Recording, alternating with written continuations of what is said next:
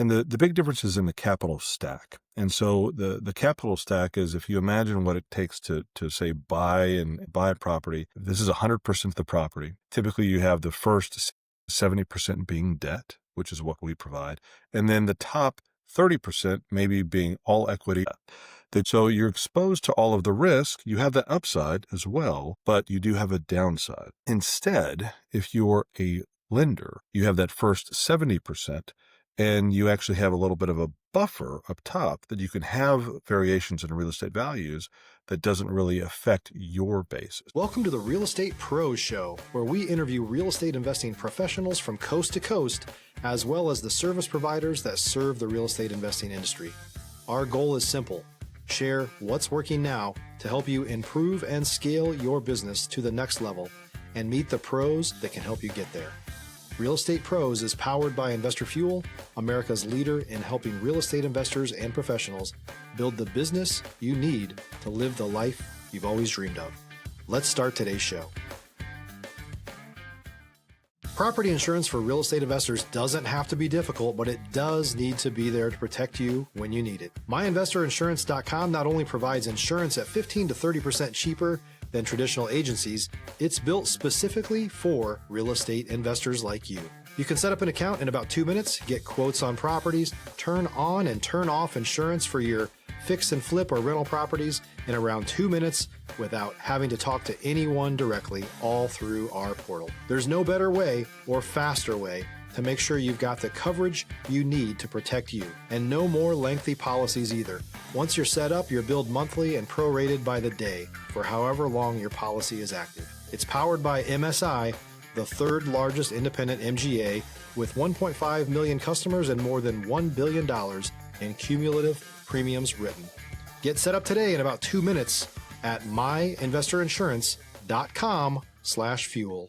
Hey, everybody. Welcome to the Investor Fuel podcast. I'm your host, Michelle Kessel, and today I'm joined by someone that I'm looking forward to chatting with, Vincent Balagia, who has been making serious moves as the owner of Stallion Capital Management and a private credit real estate lender. So really excited to have you here today, Vincent. Thanks, Michelle. Appreciate being on the podcast. Looking forward to chatting about everything that's going on in the local real estate markets and providing anything that I can that'd be helpful for your listeners. Yeah, absolutely. So first off, for those not familiar with you and your world yet, can you give the short version of what your main focus is? Sure. So we're both an investment management company and a private lender. And so we lend against real estate projects. We are located in Austin, Texas. So in some ways, we're a little bit like a small bank in that on one side, we have borrowers that are coming to us to borrow money against real estate. On the commercial side, on the residential side as well, some multifamily. And then on the other side, we have investors that like to put capital into our private funds. So for accredited investors, we have funds that provide stable returns. And also for family offices, we do a lot of one-off projects and we have co-funding opportunities. So on one side, you have the borrowers who are looking to do the projects. On the other side, the investors that want to earn a great rate of return while still keeping their money in a safe asset. So we put those two people together and produce great real estate. So finance a lot of new construction, done a lot in Austin, Dallas, and San Antonio. We do kind of limit ourselves to the central Texas area along Interstate 35. You have Dallas in the north and Austin, San Antonio in the south. We've been operating for almost 20 years. And it's still, even though real estate is challenged right now, it's still a great time to be in real estate debt because you don't have all of the ups and downs with real estate ownership, like equity investing, and you could still earn a great rate of return. So we're very busy. Not that the market doesn't have its challenges. It does, but we have a ton of demand for capital right now, and we are in full capital raise to try to satisfy that demand. Awesome. Yeah, that's an interesting perspective you shared on it being a good time on the debt side. I would love for you to expand on that for maybe those that aren't aware of this side of the business. Sure. I'd be happy to, Michelle. So the big difference between real estate debt and real estate equity. Debt is when you are a lender to a borrower, and equity is when you are an owner of property. Stop living on an island and join the #1 mastermind in America for professional real estate investors. Investor Fuel is a community of hundreds of the nation's top investors working together to build stronger businesses and better lives.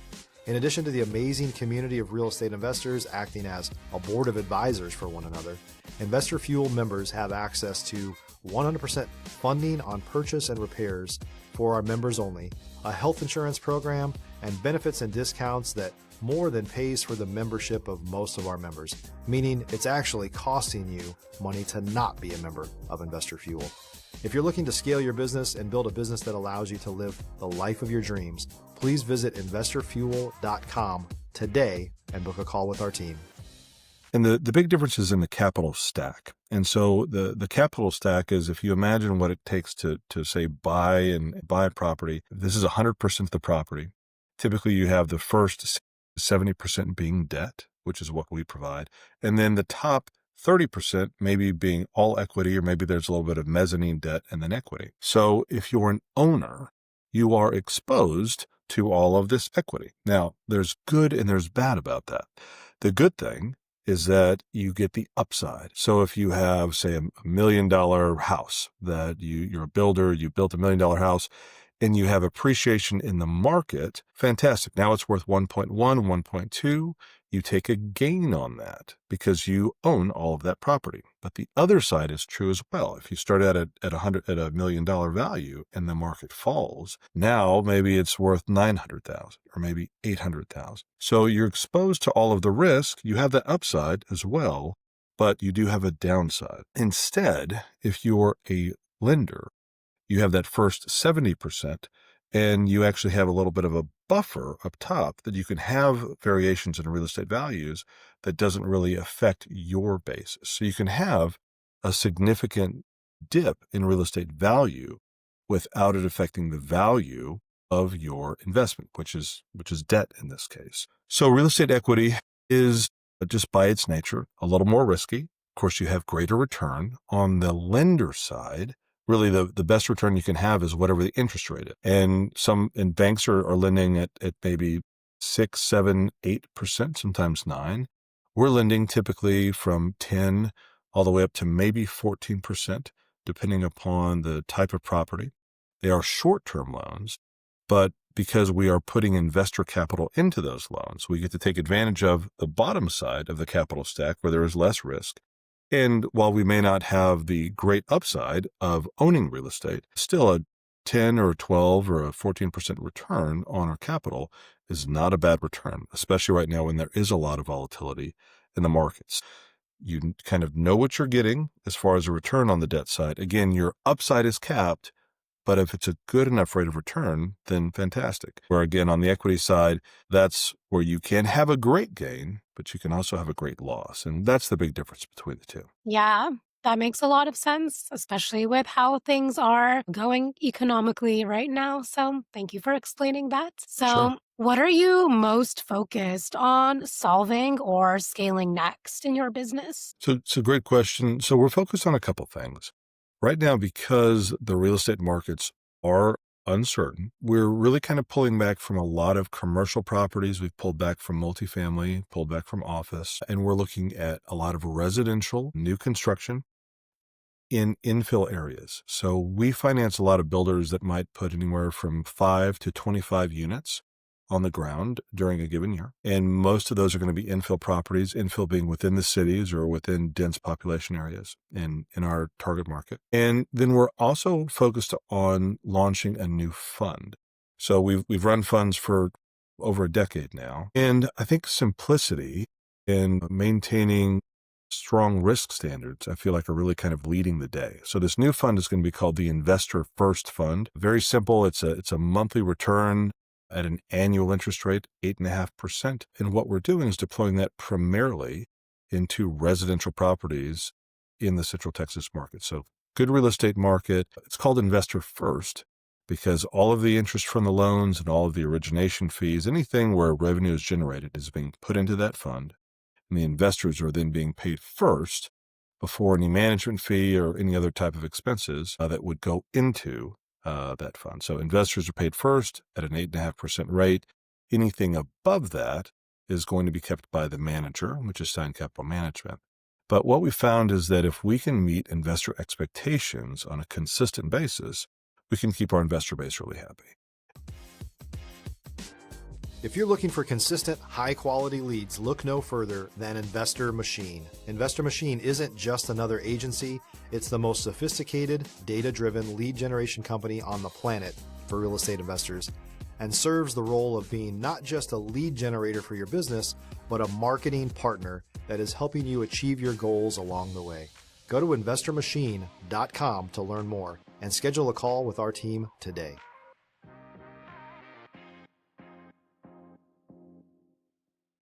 And if we're going into smaller projects, being on the residential side, and for us, smaller means loans of anywhere from $500,000, maybe up to $2 million or so, but that is on the small side when you look at real estate debt in general, then we can have a very well-diversified fund to keep those returns very consistent to make sure that we're hitting that 8.5% annual return, making those payments monthly. And that's one thing we found is that investors really like monthly payments. A lot of the funds that we have right now are quarterly based. So every quarter they'll receive a distribution, and that's fine. But there's something about getting a check in your mailbox every month or getting an ACH deposited into your account every month that you can count on. And being that it is consistent and a fixed rate, that's really something that we're finding that investors are enjoying right now, especially when you have volatile markets where some things are doing really well, some things are doing really poorly.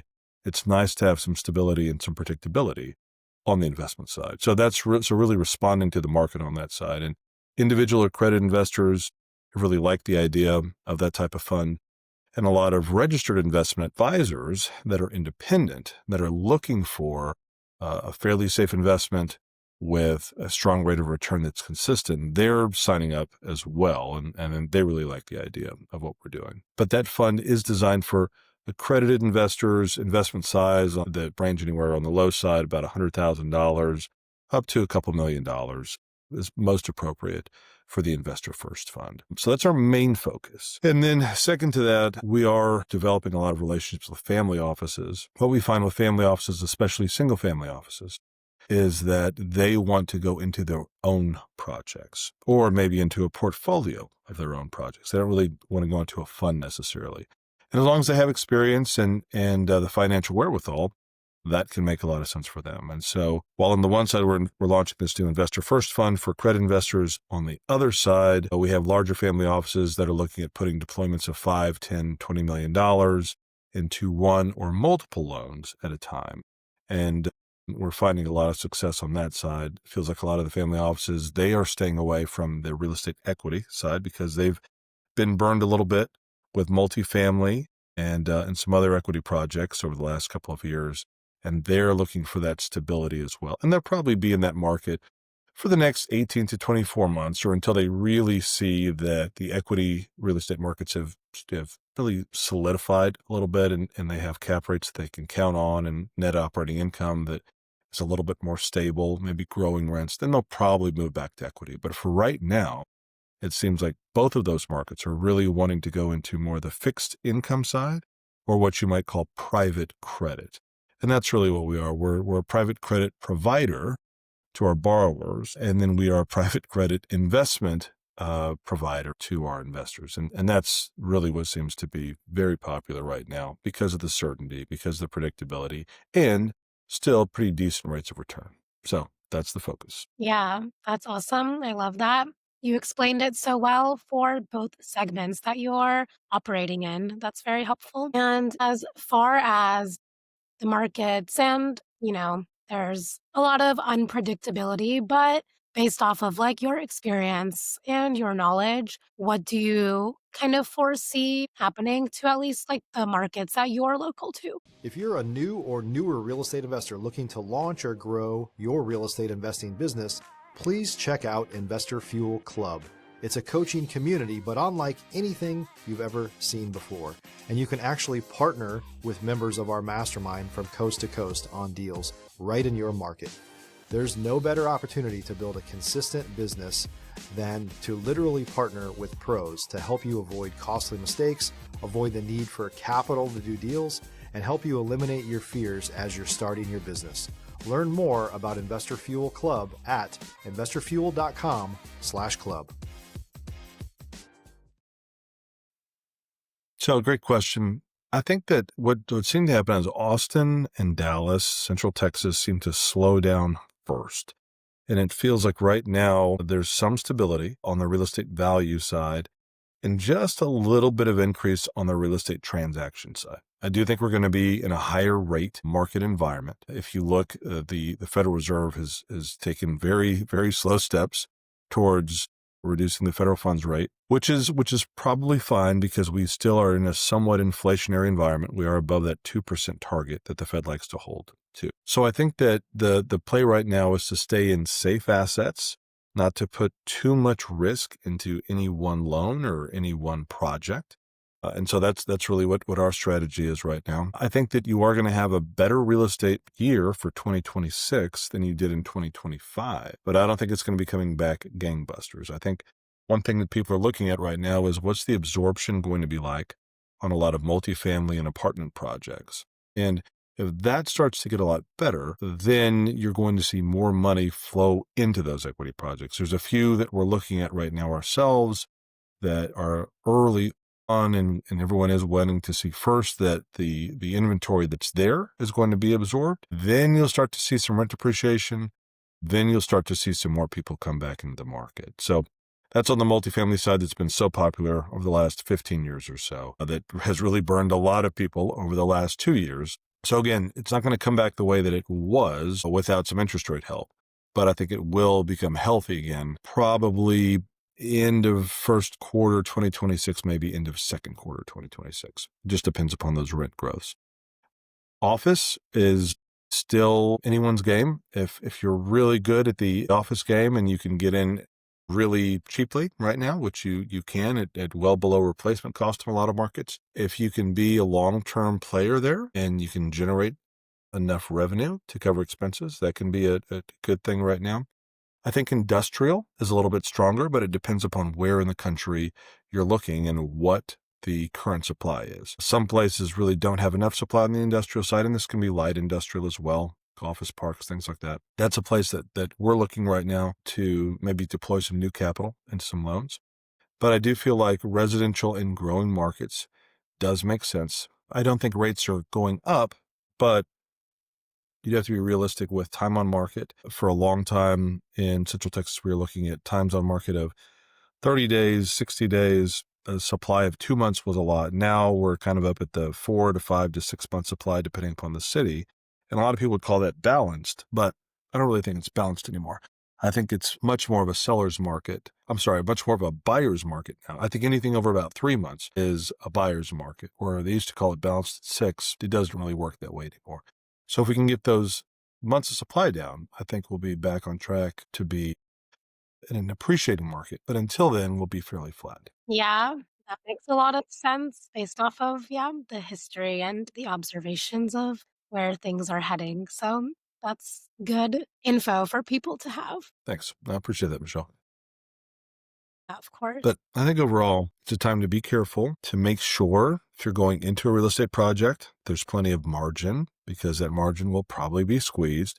The good news is that construction costs have come down, materials costs have come down. So if you are a builder or a developer, you're probably getting a much better deal than you have over the last 5 or 6 years. I was talking with one developer yesterday over lunch, and he was saying that construction prices are back to where they were around 2018. So that's a big fall in prices. And so if you have the capital to be able to go into a project and you have that end user or that end buyer, right now could be a great time to start a new project and lock in your construction costs, so that as you're building over the next year or two, that you get to enjoy those low prices, and then at the end of the day, have more profit if you're exiting in 2026 or 2027 on projects. Probably a good time for that, but you're just going to have a little bit more risk tolerance and probably need to use lower leverage than you've had over the last decade or so. So instead of borrowing 70 or 80 or 85%, it's probably borrowing more like 60 or 65%, raising some more equity from on the cash side, just to make sure that you can make it through these difficult times and longer selling periods. But if you can, then you're probably setting yourself up fairly well for mid to end of 2027. We think that's going to be kind of a back at a time where a lot of real estate markets will have opened up a little bit. We'll probably have lower interest rates, more absorption on the multifamily side, and just a more freer flowing market is our prediction internally. But we'll have to see. We have to be ready for anything. So that's one thing, is it's very important to be adaptable and to look at and see what could be happening. So we don't see rates going up. Probably rates staying the same or coming down slowly. And I think it's going to be very important to look at where people are going, where businesses are going, to try to make the best choice about where to do your project. And we'd love to talk to people on the financing side to see if we can help them out. Happy to always sit down and chat about a new project and see what makes sense and what can work. And if we can provide capital for them, great.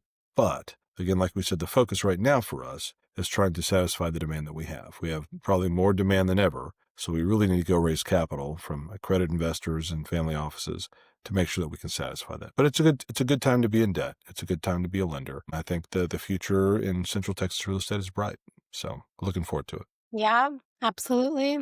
That's exciting to have that vision for what's coming for the future. It is. I think it'll be good. Yeah, absolutely. As far as networking and relationship building when it comes to business growth, what are some things that have made the biggest difference for you? It's a good question on the networking side. So this year, we have done a number of family office events. You have companies like the Family Office Club, Opal Events, a number, I think the DC family office events that happen around the country. So I've been in New York. I was at an event last Friday called Jetson Capital on the USS Intrepid in New York City. The Intrepid is an aircraft carrier, and was hanging out with family offices and providers on the flight deck, which was pretty cool. For those aviation buffs, they had a SR-71 Blackbird up top and an old Tomcat and a bunch of other jets. That was pretty neat. So kind of making the round there. We're going to be in Napa later this month at an Opal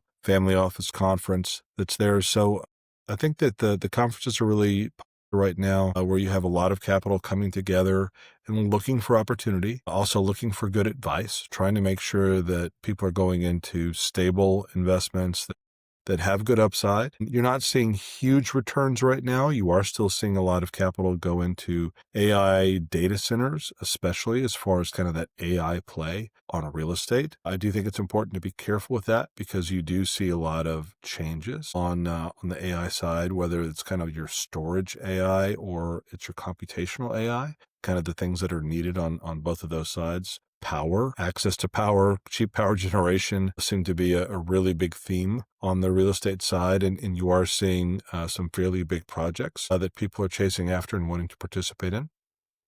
There's also a local group that's run here by a guy named Romney Navarro, great guy, called Deal Makers. And that's a little bit more on the side of places that or projects that are looking for capital. And so he's developed really a great organization there, where he's got a lot of people that are looking for capital to put into good projects. And so it's really kind of bringing those two worlds together, the capital world, the project, the opportunity world, and making sure that we're deploying capital in good places. The other places that I think are good for networking right now are some of your, at least on our side, the home building associations, and then partnering with like-minded people. We just did an event at a new ProSource that is here in Austin. ProSource is a large building supply company that's national, and there was just a grand opening. The general manager is a friend. We went and sponsored a car show. I'm kind of a car guy, so brought a car out there, had some fun, but really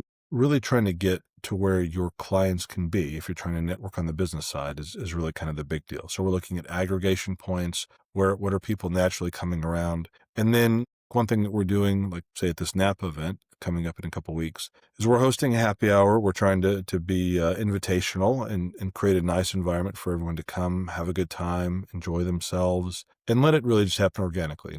If we can provide value for people, great. If not, hopefully we can just make a connection that they need that can help them take advantage of the next opportunity, whether that's through capital or looking for the right place to put money. I think there is a lot of money looking for a home right now.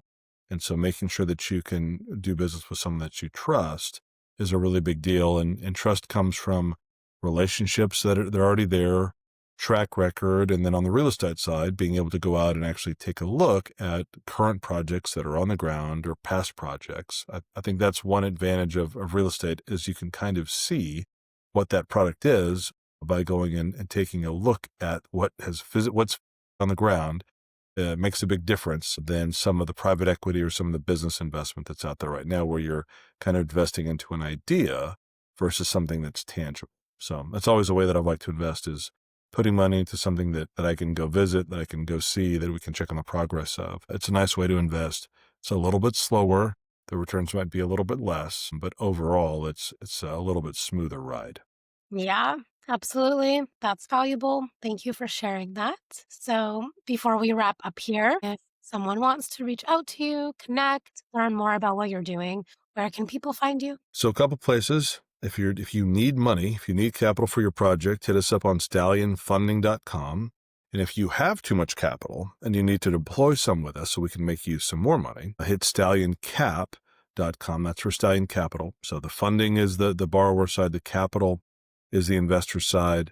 Again, if you're an accredited investor, we have a fund that's simple, predictable, and can make money for you. If you're a family office side, you move into individual projects or perhaps a portfolio of projects, and you want to put significant capital out, we can put it to work very quickly at pretty attractive rates. So Stallion Funding, Stallion Capital would love to serve you.